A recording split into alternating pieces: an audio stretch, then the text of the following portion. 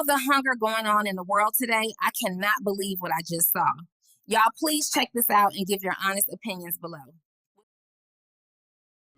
Trump singled out dairy in his Thursday letter, threatening a 35% tariff on Canadian products as of August 1st. A new shockwave went through the American dairy industry, with Alberta, Canada, at the epicenter of the crisis. While energy remains Alberta's largest export to the United States, its beef and dairy producers are now grappling with the fallout of a new tariff threat that has upended markets and livelihoods. This escalating trade dispute, rooted in Canada's stringent dairy policies and retaliatory measures, has not only crippled U.S. dairy exports but also exposed deep vulnerabilities in America's agricultural supply chain. The consequences are stark. Farmers are dumping milk, supermarkets are flooded with discounted cheese, and consumers are unknowingly purchasing substandard products. This is not just a trade spat, it's a full-blown economic and social crisis that demands urgent attention. The roots of this crisis lie in Canada's tightly controlled dairy sector, managed since the 1960s through a supply management system. This framework regulates production, import volumes,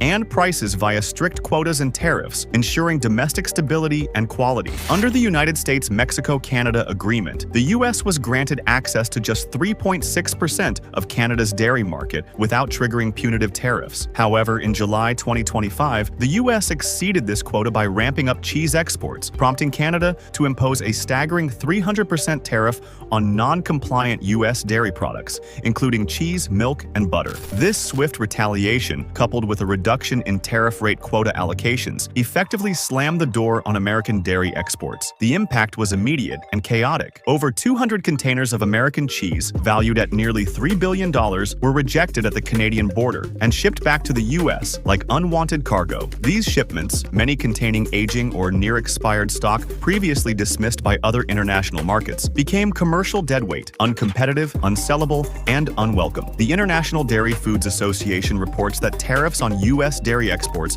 exceeding Canada's import quota can reach up to 300%, transforming each container into a multi-million-dollar loss. This sudden reversal flooded the U.S. domestic market with surplus dairy, triggering a cascade of economic fallout. The rejected shipments have plunged the U.S. dairy industry into crisis mode. In Wisconsin, once proudly known as America's cheese capital, farmers are dumping fresh milk by the gallon, with no buyers in sight. The state, which boasted nearly 7,000 dairy farms in 2020, has seen hundreds shuttered as prices collapse under the weight of oversupply. We export a large percentage of our beef to the U.S. and to other parts of the world, but the tariffs are definitely going to affect us. Along the way,